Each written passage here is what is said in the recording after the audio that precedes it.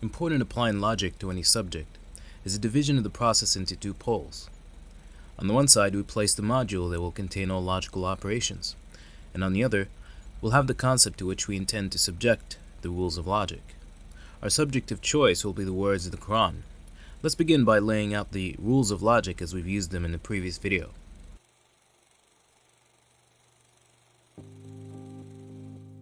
We say how, depending on the rule, the concept being analyzed is transformed in a certain way. We saw how non-contradiction, in the last video, through those rules which fall under it, those being tautology and absorption, validate and potentiate every possible statable form of the concept, and how the law of excluded middle, through those rules which fall under it, i.e. exportation and contraposition, allows us to determine any state which the principle of contradiction introduces. Think of it this way. This law gives you the general sense of a concept, or any cognitive structure in which any concept or object is understood.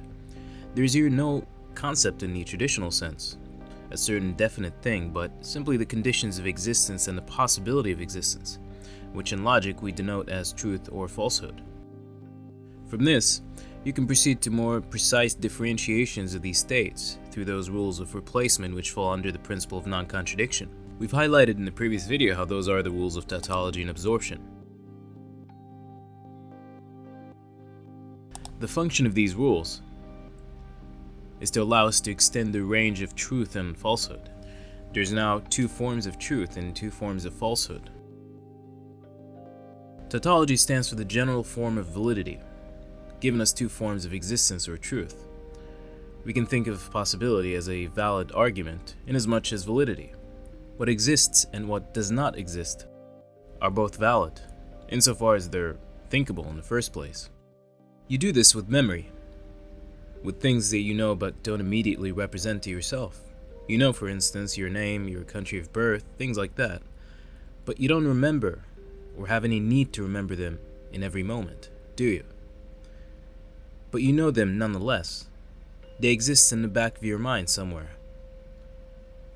And this state in which they do exist is the other sense in which tautology validates truth.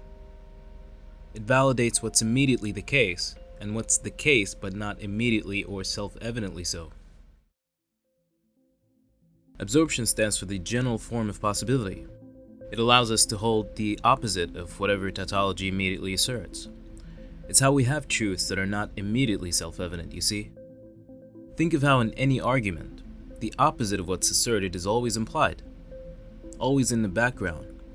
To put it in the simplest way possible, it's the structure of what's possible, which we acknowledge and validate by means of that other sense of tautology.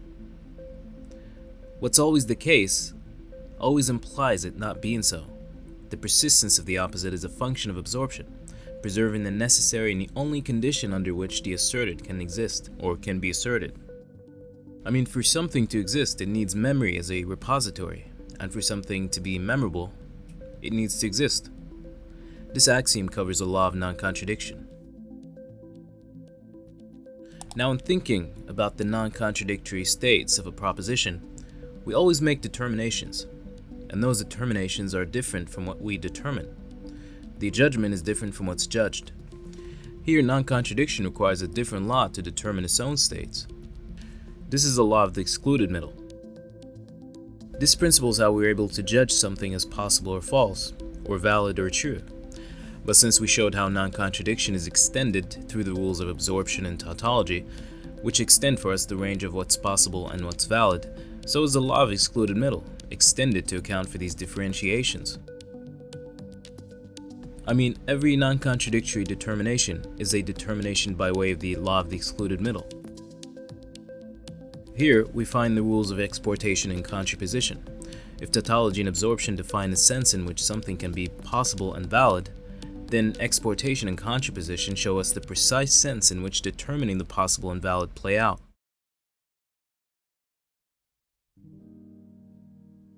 Contraposition gives us an index, the bare condition of objectivity.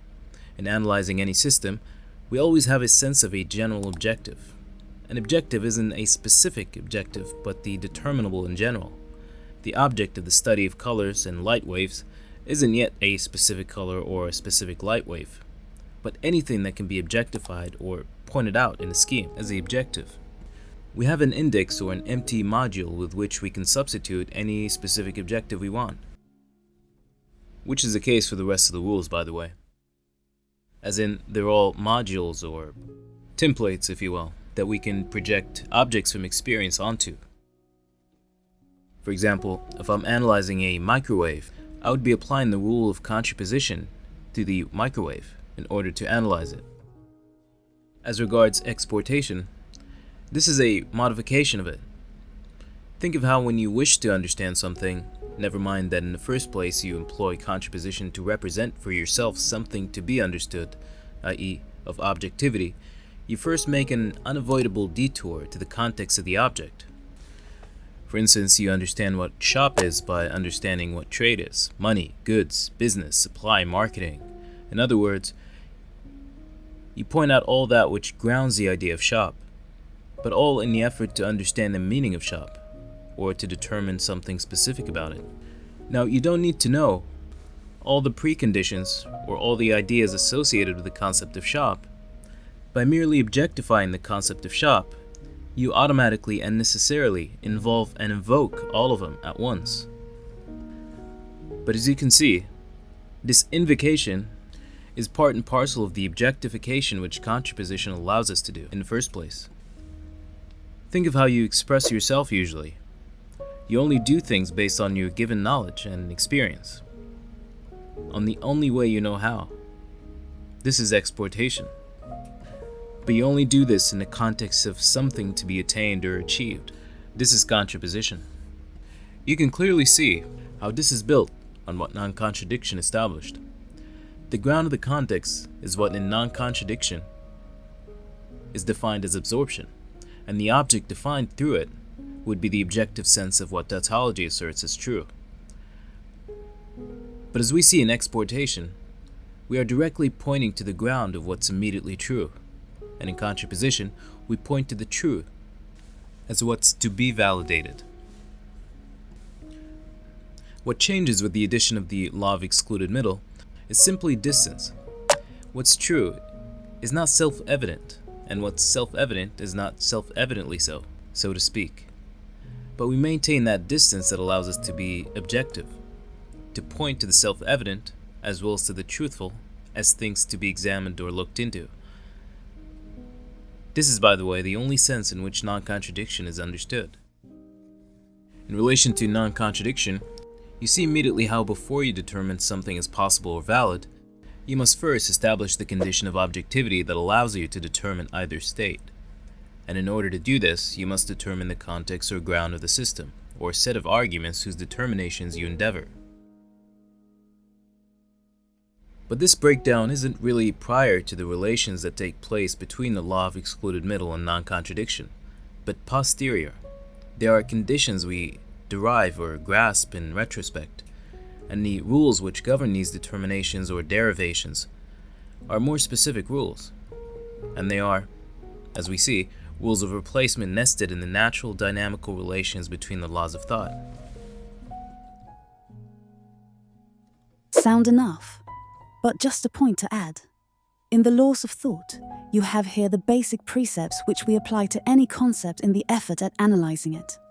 The non-contradictory components of analysis are simply the possibility of a scheme to which the concept we wish to analyze is necessarily restricted.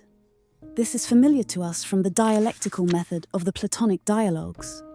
The Socratic maxim, "I know only that I know not," is essentially an assertion of the primacy of non-contradiction as a methodological axiom, but an axiom in the expanded sense in which we've just defined it.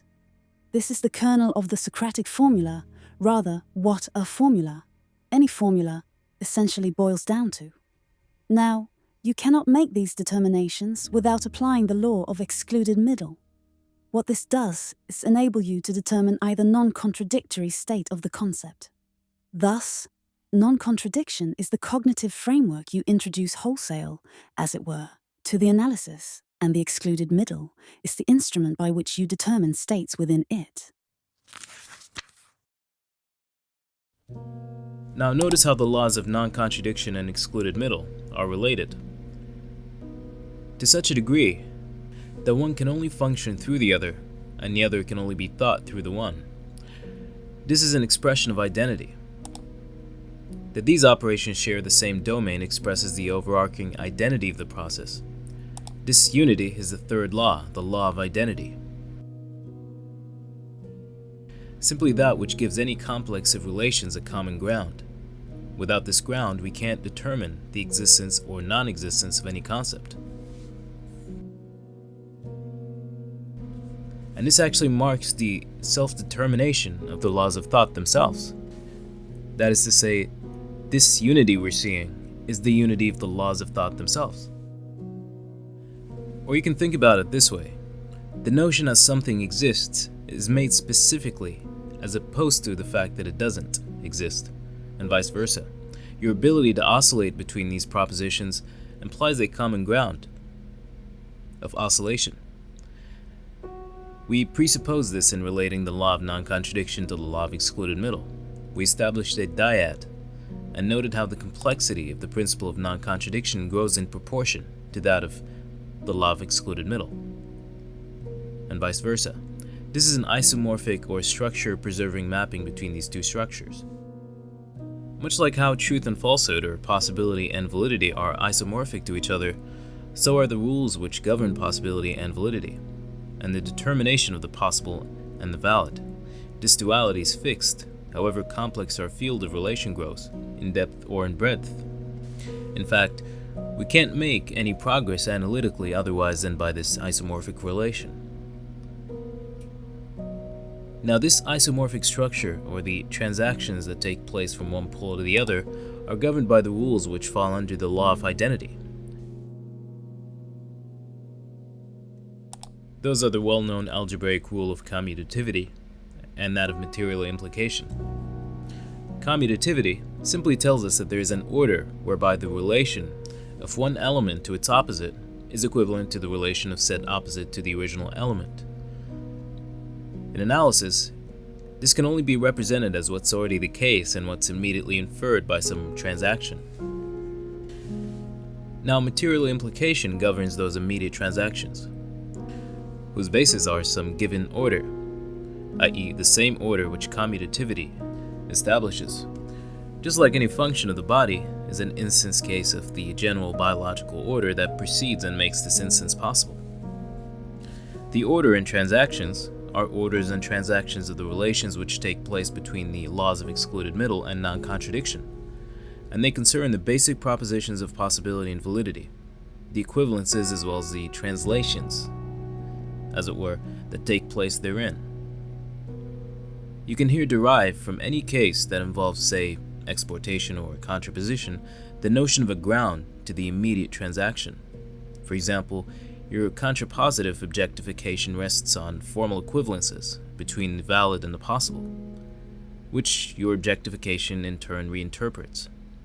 Now, inasmuch as you determine the objective reciprocally defines the presuppositions of object making. For instance, I know by the phrasing of a sentence that it's a question or an exclamation. What's a great example of this from nature? The continued adaptation of some species to the conditions of its environment reflects this structure. The species changes to the degree that the environment does. This is predicated on the given isomorphic relation between the two poles of the relation, the environment being the covariant of the species, and likewise the species the covariant of its environment. Exportation shows this in a clearer sense. The detour we make to the conditions of the valid can be thought of as transactional moments that take place on the objective ground determined in the previous case. I'm sure you've began to notice by now how the increase in the number of rules seems to correspond to an increase in the relations between them, i.e. there is a factor of granularity involved. You are able freely to figure out how each rule relates to the next and derive from this chain of reasoning all relations that can be derived from it. This more combinatorial or modular procedure is another law, the law of sufficient reason, otherwise known as the principle of sufficient reason. It's a law rather than a principle because we're using it in a formal context, as opposed to an ontological context. This law is what determines the relation between the other laws, as well as the rules that fall under them. Or to put it differently, it's that by means of which we can analyze the conditions under which a set of rules depend upon one another. This law, like the others, is composed of rules of replacement. This peculiar mode of thinking reigns supreme in the realms of modularity and systems design, where parts dance to an intricate choreography, each dependency a delicate step in a grand systemic ballet. Consider the humble act of cake baking. It's less a recipe and more a philosophical performance. Imagine summoning a cake into existence. You don't merely throw ingredients into a bowl like a chaotic culinary rebel. No, you're conducting a precise philosophical experiment where flour, sugar, and salt aren't just ingredients, but participants in an ontological ritual. The order matters not just mechanically, but metaphysically. Why does sugar come before salt? Not because a cookbook dictates, but because the very essence of cakeness demands this specific choreography. Your intuitive navigation of these culinary constraints reveals something profound. You're not just following rules, you're revealing the inherent logic nested within the object itself. The cake doesn't just passively await your intervention, it actively prescribes its own becoming. Each ingredient whispers its necessary position, each step a manifestation of the cake's intrinsic architectural intelligence. In this miniature drama of baking, you're not merely a cook, but a phenomenological explorer tracing the self-unfolding logic of an object's essential nature. The cake is not what you make, it's what makes itself through you. Here we find the rules of associativity and transposition. Associativity reflects what we've just noted about how the nature of the object determines the way in which it lays itself out. The order you follow in baking a cake, for example, the necessity in how this or that ingredient is to be used, why this ingredient or step should come before or after another, expresses most clearly the lawfulness of the process. That is governed by a certain law, and that it's this law that gives the process the structure that it has. In logic and mathematics, this law is explained as how we group operations does not affect the final result. Transposition would, in the context of mathematics and logic, be the ordering or reordering process itself. But this order-focused process does not concern the example of the cake or anything else. It's just the expression of the contingency of the process upon a definite rule. There is the ordering rule itself. Then there's the way in which the rules fit together and depend upon one another. And it's this sense of dependency that we refer to in ordering the parts. We arrange and configure the steps according to something more than the fact that the rule dictates so, but to something else, to a reason, to the dynamics of the parts.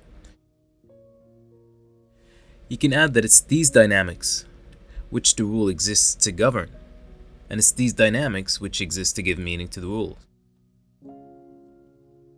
A reason becomes sufficient when there is a law according to which a dynamical relation unfolds.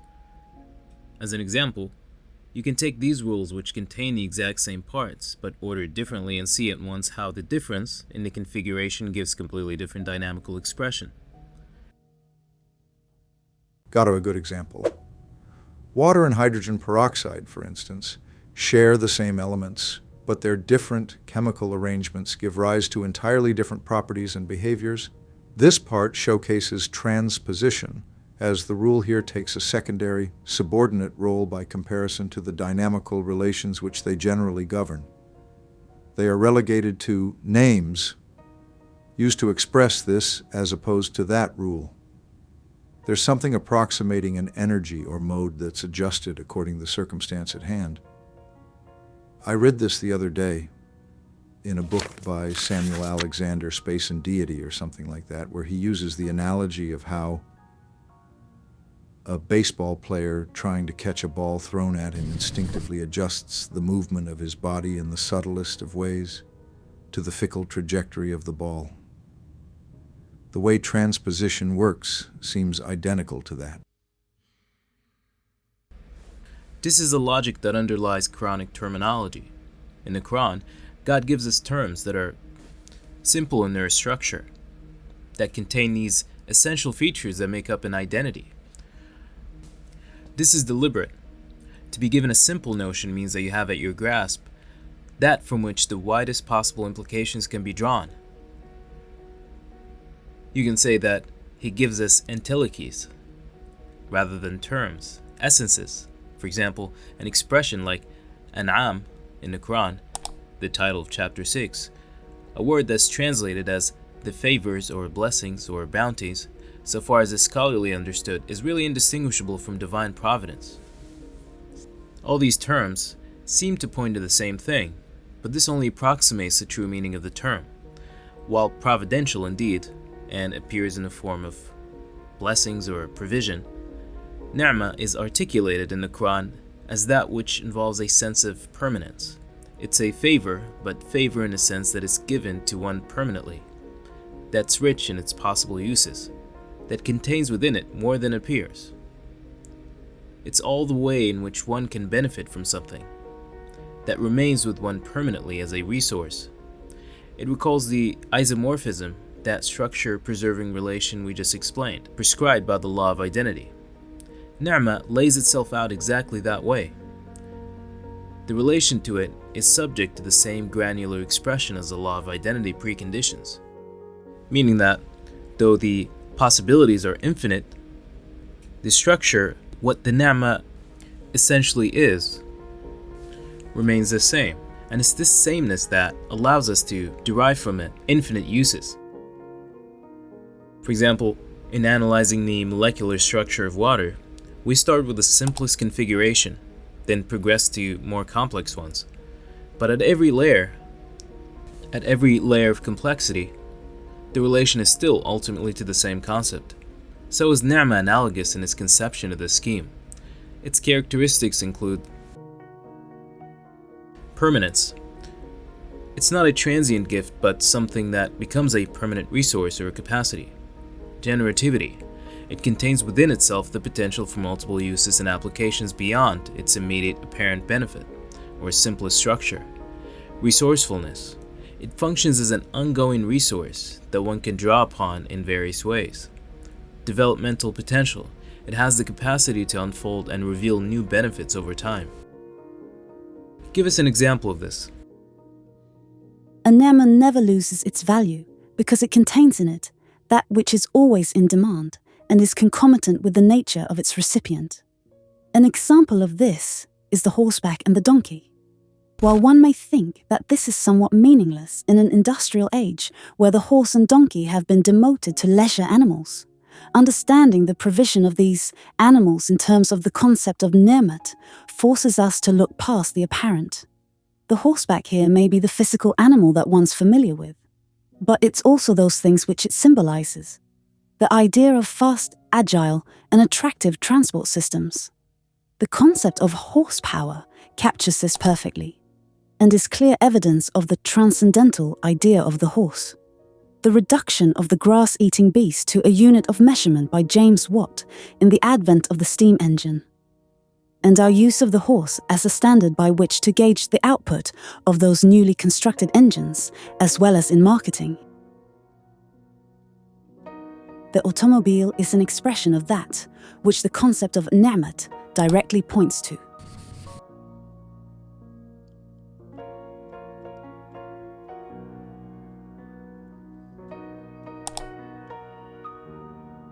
وتحمل أثقالكم إلى بلد لم تكونوا بالغيه إلا بشق الأنفس إن ربكم لرؤوف رحيم.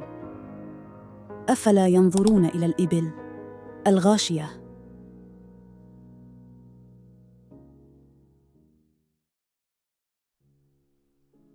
Man will always have something horse-like, because it is in man's nature and an essential demand that he seeks, however high a civilization he attains.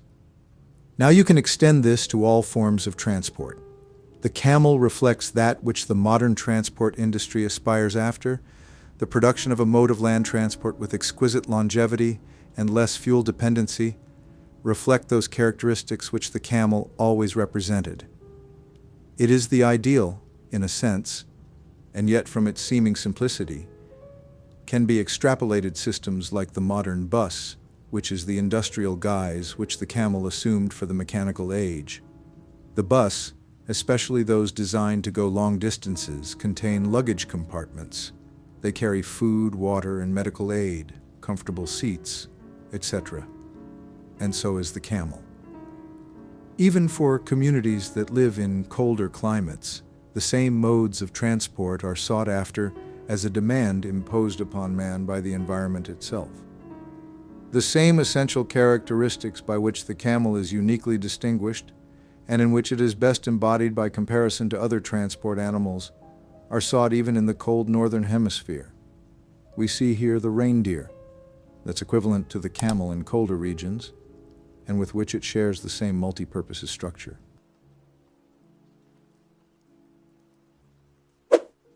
We use these examples to demonstrate the law of identity. In Ni'mah, we sought the transcendental sense. We saw how Ni'mah reflects an ontological need, a desideratum, inherent in man and his nature. Ni'mah fulfills that which is always needed. Transport is a Ni'mah in that it has always served man, and without which human civilizations would not be. The concept of vehicle transcends its physical manifestations through an essential identity that persists across diverse domains. When we speak of vehicles in logistics or in biology, we're recognizing a fundamental pattern, a core function that maintains its identity despite surface differences. Just as trucks transport goods across highways, cellular mechanisms shuttle nutrients through bloodstreams. Both embody the essential nature of a vehicle: directed movement and purposeful transport. This underlying unity illustrates Poincaré's point concerning hidden similarities beneath apparent divergences. The identity of vehicle doesn't reside in its specific forms, but in its essential function: the movement of something from here to there with purpose. This transcendental meaning allows us to recognize vehicular systems, whether they operate at microscopic or macroscopic scales, in living bodies or industrial networks, while preserving the concept's coherent identity across these transformations. Totally agree.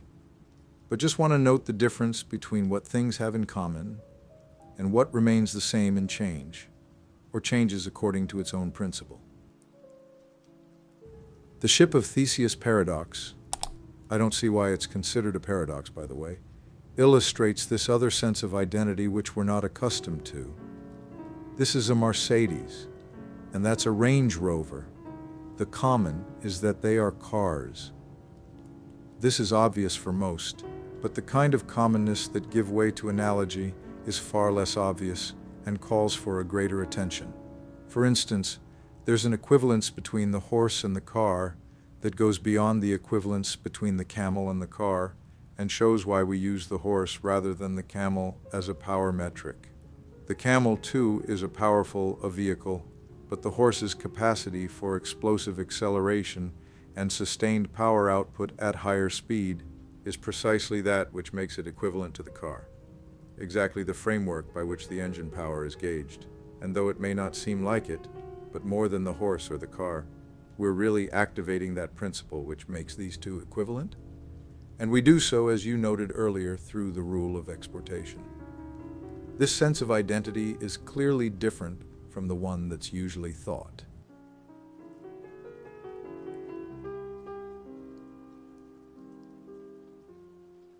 This is precisely what the law of identity covers. Essentially, the law of identity is the awareness of the versatility and morphology of its concepts. And if by this concept you can understand any procedure of the sort, then know that this is a quantification. That you are applying this as a metaphor or analogy is not important. What matters as far as quantification is concerned is application. And what matters as far as identical quantification is concerned is the reproduction of those core concepts that make up the idea of vehicle. And that enables it to remain the same even when subject to infinite complexity. But identity, as is understood here, is also accompanied by other laws of thought, and by extension, the quantificational procedure of these laws. For the concrescent process we call identity is ultimately the concrescence of the laws of thought as a whole, which, as we've seen, operate only in concert. We'll expand on this in the following section. You can now extend this to those specialized forms of ni'mah allotted to specific persons, like Solomon's capacity to understand animal speech. We understand by this something more fundamental than a mere miraculous allotment, something essential to his nature, and his nature as a king, and as the specific king that he was. As with animal speech, the same applies to wind, ar-rih, which God placed in his service. More than exceptions, they are rules in their own domain of application, ontological necessities, part and parcel of his kingship, employed to aid his efforts then, inasmuch as the use of transport animals, an exception which only man enjoys. This is, by the way, one example of the general import of any Quranic term. A sufficient grasp of this law of identity is essential to understand a full sense of any word. But, as we showed, it's not enough to know that A equals A or P equals P, or that something is the same as itself. We need first to apply this rule to the concept and quantify it.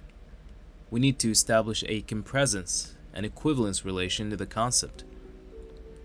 And only through quantification can we really understand the concept in its true sense, its true transcendental sense. As Samuel Alexander put it, through his scheme of the contemplated and the enjoyed, our immediate awareness of some object is not the same as the knowledge of being aware of the object. The past, when contemplated, is reproduced in exactly the way in which it was originally experienced. Markedly different is this view from that in which we're aware of the fact that we're contemplating the past. Knowing that what we're contemplating is a past is a scrutinous, critical view. This may sound puzzling to you, but the fact is, we don't always register our objects of experience in the critical view that normally arises in reflection. Reflection is aware of its distance from what it reflects upon. In the non-reflective case, what we see is an accident, an event. We're literally joined with the object. It is what it impresses upon us. This is what the conjunction in the absorption formula showcases.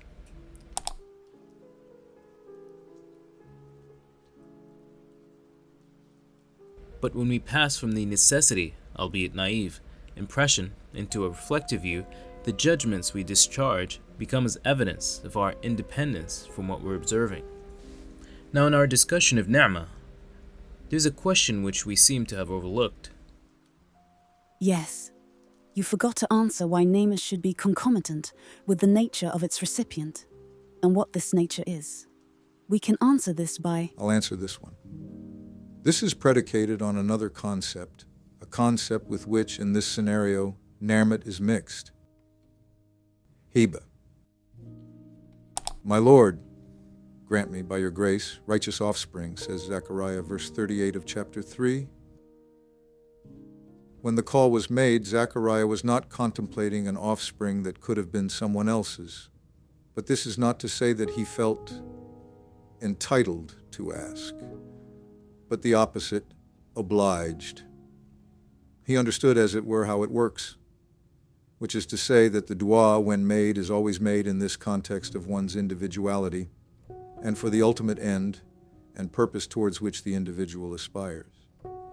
But we often take this as given, that is to say, you're asking for something that's tailored to your situation, and if you think about it, it's the only condition under which a call could and would be made. In Zechariah's case, the distinguishing feature was that which he posits as the reason for asking, 19:5-6. This is the same thing Solomon thought when he asked for a dominion the likes of which nothing exists and should exist, verse 35 of chapter 38. This shows a more radical, but nonetheless the same case as we see with Zechariah. There are technicalities involved in Solomon's request, and those can be gleaned by understanding the concept of mulk or dominion and the concept of Islam as modified in the name of Solomon. Sulaiman, a modified form of the word Islam. Hiba essentially means to be gifted that which can only be yours, to be given that which you are due to be given. This is why I emphasize individuality here. Individuality is a prerequisite, but more importantly, understanding individuality in the context of its purpose, of its destiny, and the hereafter. We draw from this that knowing himself and his uniqueness, as well as understanding, as you said, how it works, and to add, the reason why one should ask, which is the fact that whatever he may receive will be used to effect the highest good. On this basis, Solomon and Zechariah's requests were made. This is what grounds the concept of hiba, and what it essentially means. Exactly. This is highly important and must be understood, as it's often the case that people make dua without knowing what it entails, and what the requisites of a proper dua are, and why many duas are thought not to have been answered. But to some degree, we know why we ask and for what purpose. But it's crucial to reflect on the purpose of the request in the context of one's purpose in this life.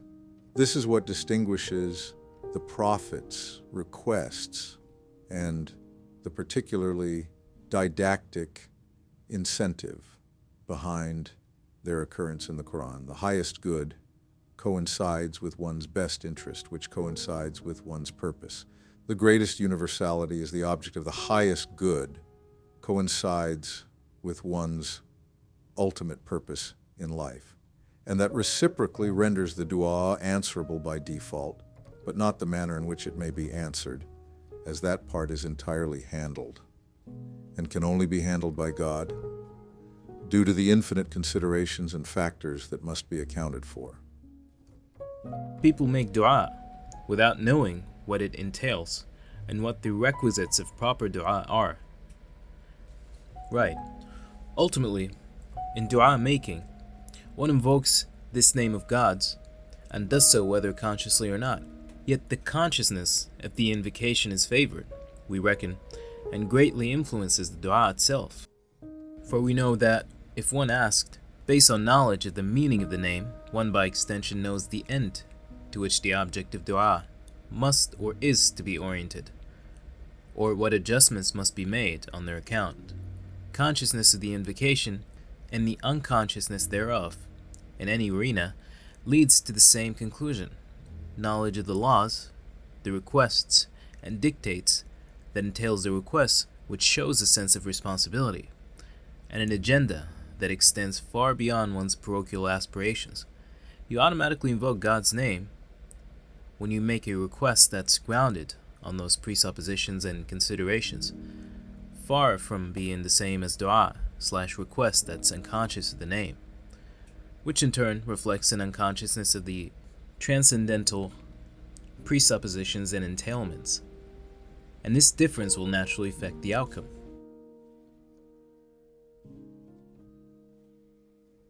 But speaking of loss, let's go back to our original course. Now, a few things are involved besides the laws of thought and quantification that are of special importance. Here's a general scheme. The laws of thought are what you may call axioms. Their application, quantification, the context of their persistence and analysis are inferences, and the relations that we distinguish in these axioms are rules of replacement. The idea of topology, which goes back to Henri Poincaré, isn't restricted to mathematics, although it's characteristic of mathematical thinking, which also subsumes logic. The idea here is that we have some domain in which all entities obey a definite mode of operation, much like how gravity is that which all life on Earth obeys. In logic, we have something similar. Those are the rules of inference, though not generally conceived in this sense.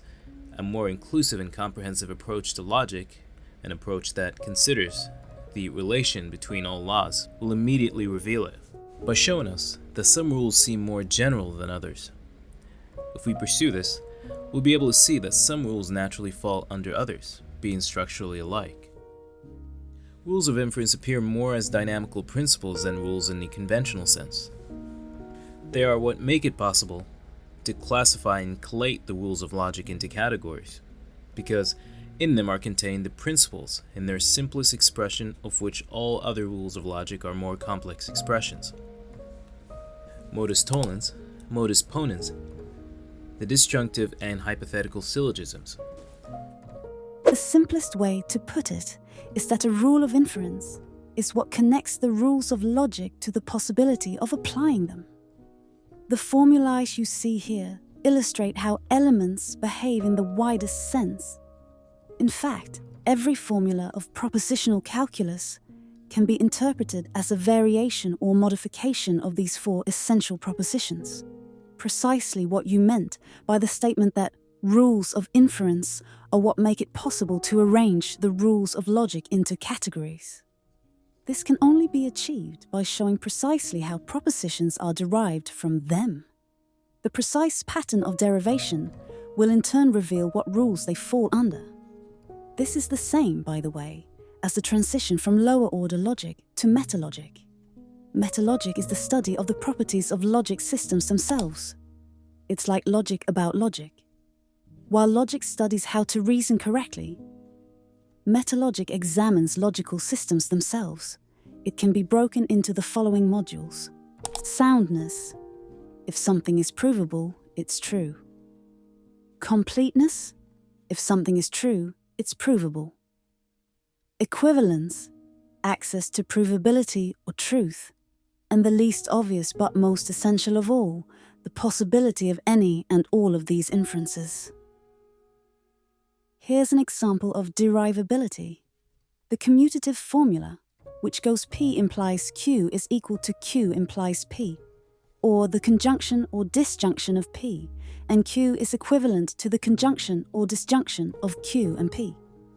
We see at once how this formula is derived from the much simpler and cruder formula of modus ponens, if P then Q. But you also see how, though modus ponens based, commutativity is more complex, involving elements of order.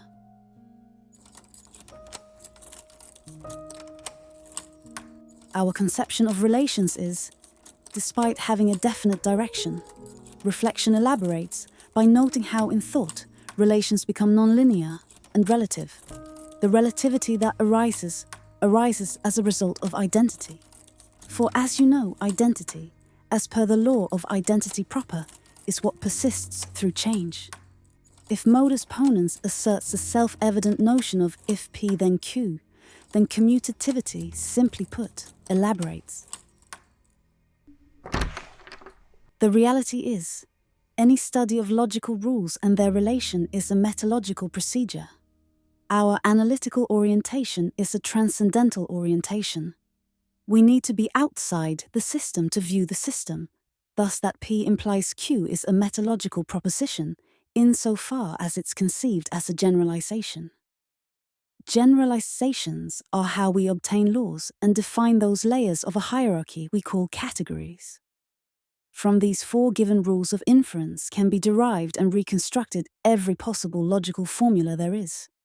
And we'll consistently find that those rules of inference express what we find in complex form in other rules, in the simplest possible manner. To add to this, the rules of replacement are metalogical rules too. They are so because they do nothing but describe the relation between rules of logic. Absorption, for instance, describes a complex relation between the following rules. How De Morgan laws work. The negation of a conjunction is the disjunction of the negations. The negation of a disjunction is the conjunction of the negations. The conjunction and disjunction operators, and shows how their application affects the relation between P and Q. It defines P as such and Q as such, and asserts their equality. These relations presuppose other relations, and those other relations presuppose other relations, and so on. Thus we're observing here a rule of logic that's a configuration of all the other rules of logic, and whose individuality consists merely in being a certain configuration, a certain way of ordering those other rules of logic into a sensible form. The metalogical aspect shows in the fact that you must be outside the system of logical rules in order to operate on them, and order them in the way we see here. The rules of inference are simply the coordinates by which metalogical functions relate to logical functions. Spot on, but somewhat general. Let me elaborate a bit more on this. Modus ponens, the basic structure. Modus ponens, if P then Q, showcases how when determining some rule Q, this determination proceeds always from that variable that represents the system of logic as a whole, P. The rule Q is just evidence of the existence of P, an instance of it. This is generally true and applies to every logical proposition there is. Modus tollens is the reverse of modus ponens. It states that if the rule Q does not occur, the rule of which it is the limiting case also does not exist. We need this as a precondition to define specific rules. The negation of these two functions gives way to the possibility of definition. We maintain this relation somewhere in the background in order to maintain the possibility of defining some function in general. Put it this way, the state of variability is fixed and constant. We're as far removed from any specific determination or relation as can be, and this removal gives us freedom and access. Now you can understand your ability to cite any rule. Recall any memory in the middle of a conversation as a function of the disjunctive syllogism. It's that rule which governs the reproducibility of rules. Unlike modus tollens, the position we assume is not just external to the system, it's an orientation to the system, which being external allows us to make. It's the magnitude of the system as a whole. Much like how segments of a line fall within the magnitude of the line itself in general, the state of the line, as these measurements are taken, is none other than negation. The reproducibility in turn, being nested in the possibility of rules as an initial state, a sine qua non. In logic, the definable is that which serves for us the same function as the line with respect to its segments. Hypothetical syllogism, the system overview. The hypothetical syllogism is related to the disjunctive syllogism, except it governs how we infer or deduce rules of logic in general. I might infer the rule of associativity while playing card, noticing that no matter how the card player shuffles the cards around and how they reorder them, that the result is always the same, i.e., that the trick is always the same, that this is associative. This inference is a hypothetical syllogism. Here my inference is metalogical insofar as the inference or recognition requires that I have a view of the system at large, a view in which I'm external to the system. The right distance is maintained from the system that enables me to recognize its parts. Let's talk about the role of quantification in the construction of the rules of inference. But let's first emphasize that understanding the rules of inference is only possible through the function of quantification. A quantifier is a complex operator in logic. When you quantify, you involve more than is immediately apparent. For instance, when the logician or a computer programmer introduces to an operation the rule of distributivity, he introduces all those rules which distributivity rests on. What's quantified is not distributivity as such, but the rule of inference which distributivity falls under. By introducing the law which governs the whole class of some function, you by extension introduce the function in its full and only sense. This is because, since rules of inference are more so dynamical principles, fields, topological structures, they only exist when applied to objects, i.e., other rules. Much like how in physics, there are laws that describe gravity in general, and laws describing gravitational effects. Quantification thus exists in logic as a conductor that instantiates the rules of inference. Kant acutely captures this when he defines judgment as the faculty of thinking the particular under the universal. This definition is the same for quantification. Judgment, as an act or power, and quantification are the same thing, except the latter comes from mathematics, and thus comes with the presuppositions of mathematical thinking, which is precisely the precision and rigor that logic needs. The rules of inference define for us the type of orientation and disposition to the concepts of truth and falsehood. Quantifiers, on the other hand, define the immediate and spontaneous judgments we conduct in the context of these rules. When we say X is true, we're marking an attitude, a rule of thought, in which only propositions of this sort are to be expected. We're essentially pointing out every way in which X can appear in equations. Quantification is just what enables you to do that.